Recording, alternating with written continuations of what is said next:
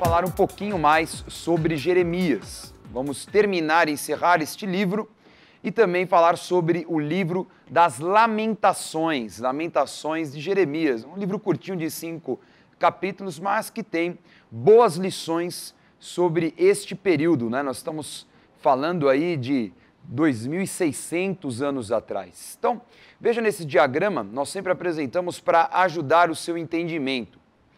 Então, essa é a linha cronológica da monarquia em Israel, momento em que há um rei dominando sobre todo o país. Então, de 1051 a 931, nós temos os reinados de Saul, Davi e Salomão, Reino Unido.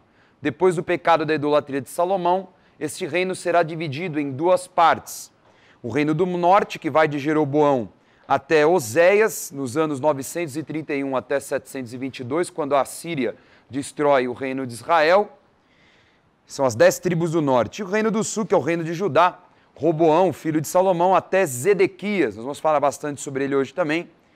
E esse reino durou um pouquinho mais, né? Foi até o ano 586, quando Nabucodonosor, como nós narramos, destruiu Jerusalém e dá início ao exílio babilônico. Muito bem. Então o tema da aula de hoje é esse, Lamentações de Jeremias. Jeremias, como o bispo G falou na aula passada, significa o Senhor exalta, né? Yahvé exalta. Vamos ver aí na linha do tempo quais são os reis que pertencem à história de Jeremias. Então o reino começou com Roboão, né? O reino de Judá, este aí são os reis do sul, passa um monte. E aí vem Josias, Jeoacás em 609, Jeoaquim em 609, Joaquim em 598 e Zedequias em 597, e aí sim a destruição por parte da Babilônia. Nós vimos também na aula passada esse avanço babilônico no Oriente Médio. Então veja no mapa, a Babilônia vai sair ali do sul da Mesopotâmia, vai conquistar Nínive, ali na Síria em 612, vai vencer uma batalha contra o Egito em Carquemes na Síria, conquistando a Síria, vai conquistar a Palestina e vai empurrar o Egito e conquistar o Egito, algumas cidades do Egito posteriormente. Também nós vimos que Jeremias fez muitos atos proféticos, atos para chamar a atenção do povo, porque o povo estava praticando a idolatria à Rainha dos Céus. Bispo G, vamos relembrar quem que é essa tal da Rainha dos Céus? Bom, a Rainha dos Céus, uma entidade cultuada em todo o Oriente Médio, né, inclusive no início. Então, o tipo de idolatria mais antigo que existe, e a gente vê um referencial, né? Porque se Deus é pai, o inimigo, ele procurou uma oposição que não fosse algo que fosse como confronto, mas algo para se aliar. E aí criou a deusa mãe. Então, a deusa mãe é chamada Astarte, Astarô, Estar. Então, são vários nomes de uma mesma entidade. No Egito, Ísis, que seria a deusa mãe. E que trouxe esse culto e aprofundou, vamos dizer assim, a rebeldia de Judá, de Jerusalém. Vamos ver um resumo aí, uma tabela de todos os atos proféticos de Jeremias. Então, no capítulo 13, ele colocou um cinto podre, falando que Judá tornara-se imprestável, como aquele cinto. Capítulo 18, barro do oleiro, que Judá era um vaso estragado, precisava passar de novo pela mão do oleiro.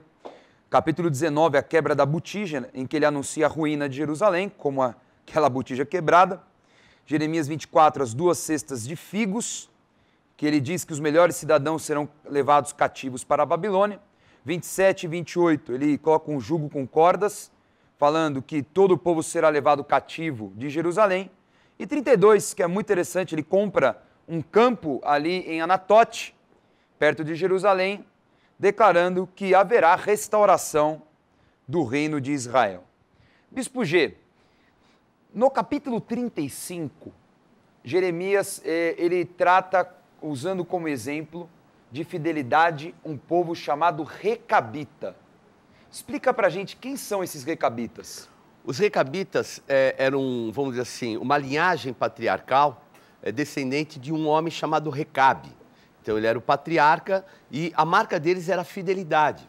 Então, não como, vamos dizer assim, algo ligado à lei, mas por um voto que esse ancestral fez, esse patriarca fez, de não tomar nada ligado a vinho, a uva, não comeria uva passa, nada que fosse ligado a vinho, era um compromisso dele, mais ou menos semelhante ao nazireado, um voto que ele fez. E o que aconteceu? Ele colocou esse voto para os seus descendentes também.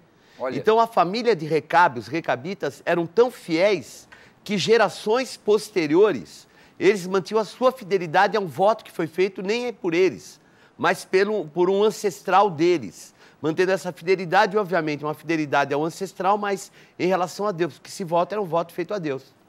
E aí ele usa como exemplo a fidelidade deles, em contraste à infidelidade de Judá. De Judá, né? Dos judeus. Lamentável. Bom, vamos ver agora algumas passagens em que o Novo Testamento cita o profeta Jeremias. Na verdade, todas as passagens são citações de Jesus. Vamos conferir algumas. Vamos lá. Em Mateus capítulo 21, Jesus afirmou o que está em Jeremias capítulo 7. Será esta casa que se chama pelo meu nome um covil de salteadores aos vossos olhos? Eis que eu mesmo, vi isto, diz o Senhor. Em Marcos capítulo 8, Jesus exortou o que está em Jeremias capítulo 5. Ouve agora isto. Ó povo insensato e sem entendimento, que tendes olhos e não vedes, tendes ouvidos e não ouves. Em Mateus capítulo 11, Jesus ministrou o que está em Jeremias capítulo 6. Assim diz o Senhor, ponde-vos à margem no caminho e vede, perguntai pelas veredas antigas, qual é o bom caminho? Andai por ele e achareis descanso para a vossa alma. Mas eles dizem, não andaremos. Em Mateus capítulo 10, Jesus ensinou o que está em Jeremias capítulo 50. O meu povo tem sido ovelhas perdidas. Seus pastores a fizeram errar e as deixaram desviar para os montes. Do monte passaram ao outeiro. Esqueceram-se do seu redil. Muito bem, umas passagens aí. E Jesus sempre assim, no momento meio que de exortação, né? Sempre uma palavra, no momento de falar alguma coisa um pouco mais dura, ele usava Jeremias, né? Acho que é o perfil de Jeremias, né? É engraçado, né? Ele faz isso mesmo. E quando ele cita Daniel, ele cita a respeito de coisas futuras, né? A respeito de assuntos escatológicos. Então, Jesus era alguém que conhecia muito mesmo a palavra de Deus, né? Na hora de dar uma dura, usava Jeremias. Na hora de falar do ministério, ele falava de Isaías. Na hora de falar do futuro, falava de Daniel. Então, ele usava, né, exatamente aquele perfil profético e que, no final, acabava sendo uma tipificação de Cristo no Antigo Testamento, né? Nós vemos todos os profetas terem alguma coisa de Cristo, né? E Cristo sendo realmente o conjunto de todas essas características proféticas. Muito interessante. Bom, Bispo G, nós vemos que depois de Jeremias vai vir esse livro tal de Lamentações de Jeremias. É um momento que dá o apelido, né, de profeta chorão, que ele fica a chorar, a lamentar. Ele vê a destruição de Jerusalém, provavelmente ele escreveu durante e depois da destruição. Então é um livro muito interessante, né? Ele foi dividido em 5 poemas, não são 5 capítulos, que são 5 poemas. Então veja aí na tabela os temas divididos para facilitar. O capítulo 1 ele fala da destruição de Jerusalém, né, da dor da destruição. O capítulo 2, a causa da ira de Deus. O capítulo 3, a oração por misericórdia. O capítulo 4, o cerco de Jerusalém e o arrependimento. E o capítulo 5 é uma oração que ele faz por restauração. O que é interessante, Bispo G, é a forma como foi escrito esse livro, porque os 4 primeiros capítulos são poemas em um formato chamado acróstico, que o verso, a primeira letra é correspondente a uma letra do alfabeto. Então, por exemplo, o primeiro verso, se fosse em português, A começa com A, o segundo verso começa com B, o terceiro verso começa com C, o quarto verso começa com D, o quinto verso com E, e assim vai, né? Vai com várias letras do alfabeto. É muito interessante porque você vê a habilidade também na escrita por parte de Jeremias. Você vê que não era um cara qualquer. Era um cara que tinha uma formação diferenciada ali em Jerusalém. E o último capítulo não tem esse formato. Então ele é mais livre porque exatamente é a oração de Jeremias. E é interessante, Bispo G, ver lá em Israel, quando nós viajamos, que na sexta-feira, no final de tarde, eles recitam o livro de Lamentações ali no muro das Lamentações. Então, a gente pode dizer também que essa figura de Jeremias, em que Nabucodonosor destruiu Jerusalém, acabou se tornando uma tradição também para eles lamentarem por causa de Roma. Porque no ano 70 aconteceu isso também, né? Os romanos destruíram novamente Jerusalém. Aliás, essa é uma cidade que foi muitas vezes destruída, né? Muita. E a oração principal que eles clamam ali quando eles estão, naquele movimento, né, os judeus em frente ao Muro das Lamentações, eles clamam misericórdia. O termo que eles mais usam é a palavra misericórdia. Misericórdia, misericórdia. Eles leem, né, os textos, mas o que eles mais usam é o termo misericórdia. E é muito interessante a forma como eles leem, né, se movendo, né? Além de condicionar fisicamente, eu lembro de um dos mestres lá em Israel explicando, né, que eles imitam a chama de uma vela. Então, esse movimento que eles fazem para frente e para trás, eles imitam a chama de uma vela, né? Muito interessante algumas práticas judaicas, né? Porque também o Antigo Testamento faz parte da prática do judaísmo, né? As leis, os profetas e assim por diante. Bom, Bispo G, eu separei aqui 4 passagens de Lamentações para nós conversarmos, né? Para nós discutirmos aqui. Vamos começar com o capítulo 1. Vamos lá, Lamentações capítulo 1. Os caminhos de Sião estão de luto porque não há quem venha à reunião solene. Todas as suas portas estão desoladas, os seus sacerdotes gemem, as suas virgens estão tristes e ela mesma se acha em amargura. Os seus adversários triunfam, os seus inimigos prosperam, porque o Senhor a afligiu, por causa da multidão das suas prevaricações. Os seus filhinhos tiveram de ir para o exílio, na frente do adversário. Jerusalém pecou gravemente, por isso se tornou repugnante. Todos os que a honravam a desprezam, porque lhe viram a nudez. Ela também geme e se retira envergonhada. Então nós vemos, Bispo G, Jerusalém, ele coloca uma forma como se fosse uma pessoa, né? E aqui ele fala exatamente o que aconteceu, a ira de Deus que se acendeu contra a cidade de Jerusalém. Agora, será que é justo, Bispo G, ele falar assim, os adversários triunfam? Parece que ele está falando bem dos adversários e Jerusalém que está mal. Então, mas a ótica é essa mesmo, né? Porque a lamentação que ele fala a respeito do luto e tudo, demonstra a culpa dela. Então, a nudez, a vergonha, a exposição que eles estão vivendo, nada mais foi do que culpa dela ter se distanciado de Deus.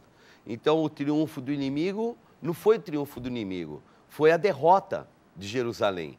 Então, eles foram derrotados por eles mesmos e, obviamente, habilitaram Babilônia, e Babilônia fez o que faria qualquer conquistador de forma normal. O motivo central é a idolatria. Nós vemos que o reino de Israel foi destruído primeiro por causa da prática idólatra constante de todos os reis, mas o reino de Judá durou mais tempo porque alguns reis de Israel foram bons e conduziram o povo a não praticar a idolatria, até reformaram, né, religiosamente. Agora, uma coisa que fica aí em dúvida, Bispo G. Nós tivemos alguns reis em Judá que foram muito idólatras. Então nós temos a figura de Acás, principalmente Acás, e Manassés, né? A prática de rainha dos céus, Moloque e assim por diante.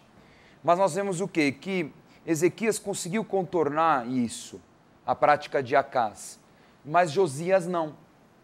Josias ele conseguiu reformar o templo, ele reformou, foi uma bênção, o sacerdócio, a prática das festas, mas em Ezequias o povo não estava completamente, vamos dizer assim, doutrinados à idolatria, eles voltaram para Deus.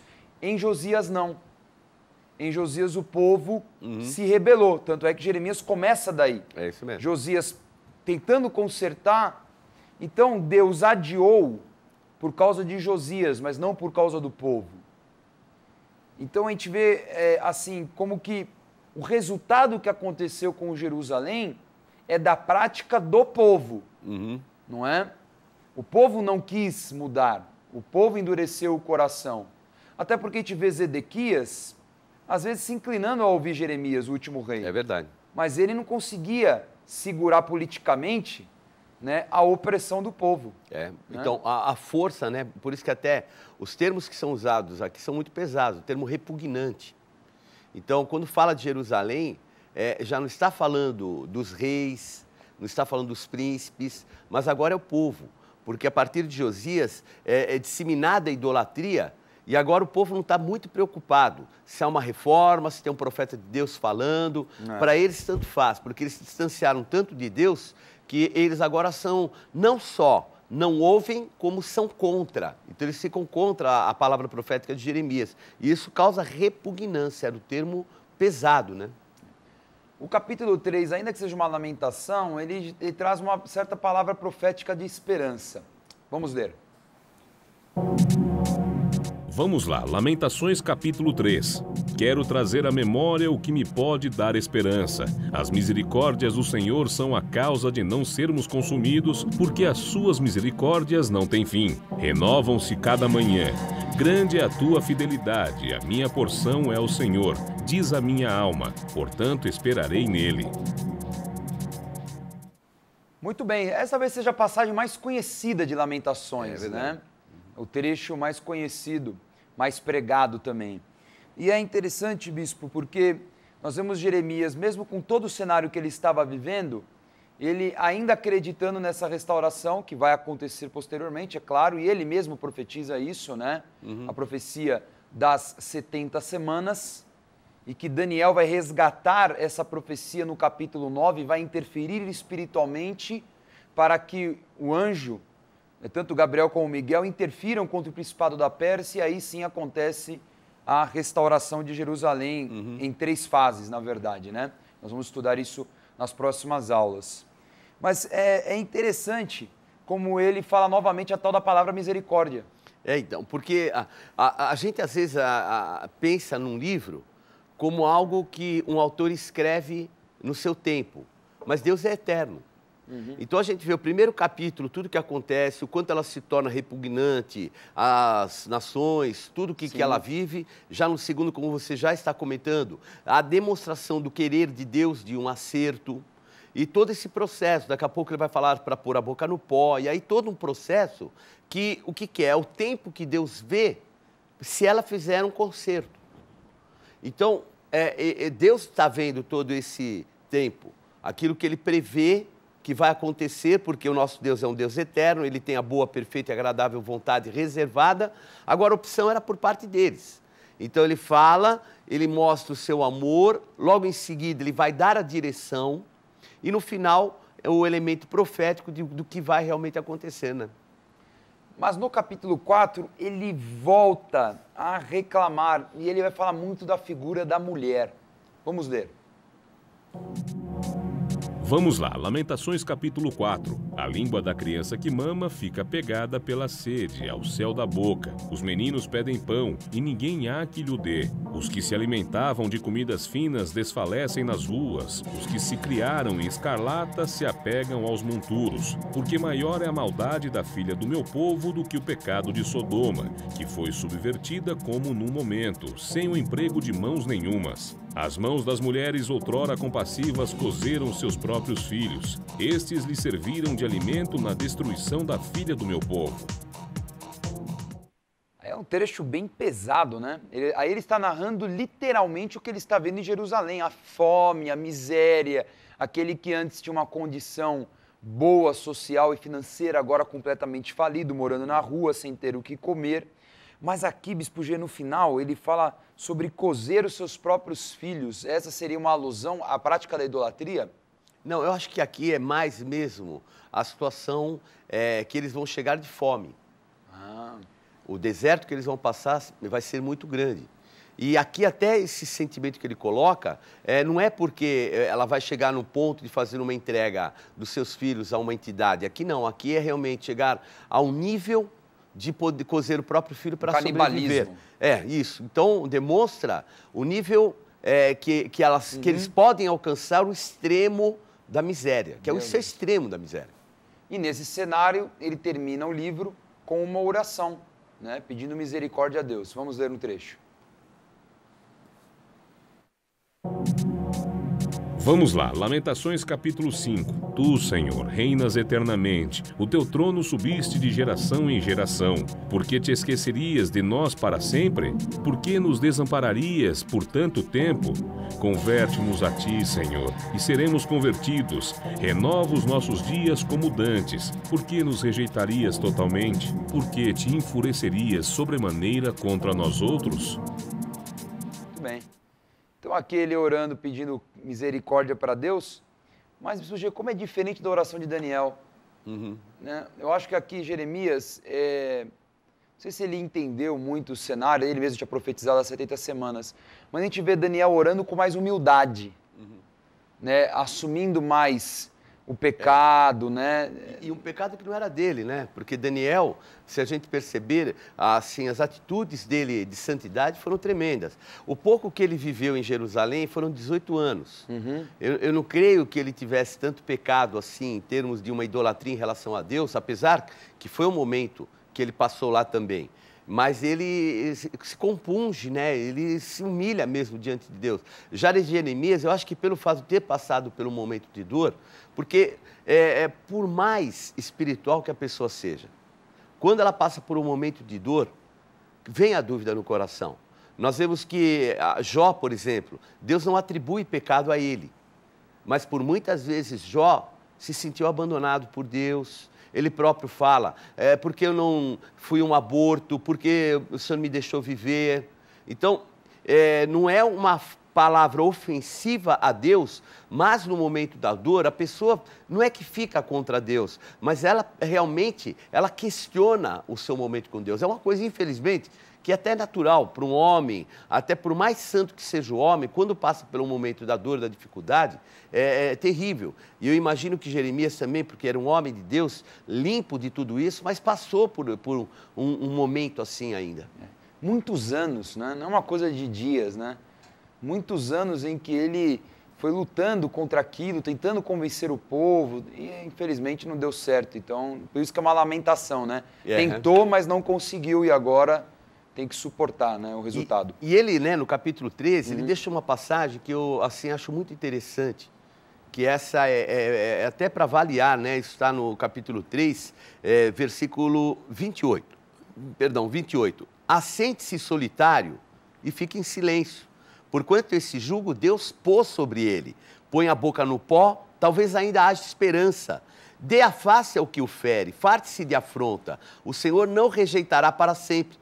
Pois, ainda que entristeça alguém, usará de compaixão segundo a grandeza das suas misericórdias, porque não aflige nem entristece de bom grado os filhos dos homens.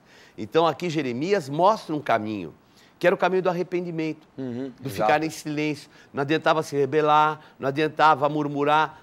Põe a boca no pó. O que é pôr na boca no pó? É a atitude de se dobrar diante de Deus, de pôr a boca no chão, numa atitude, Senhor, eu estou aqui só precisando da tua misericórdia. E é o que ele orienta para o povo de Jerusalém.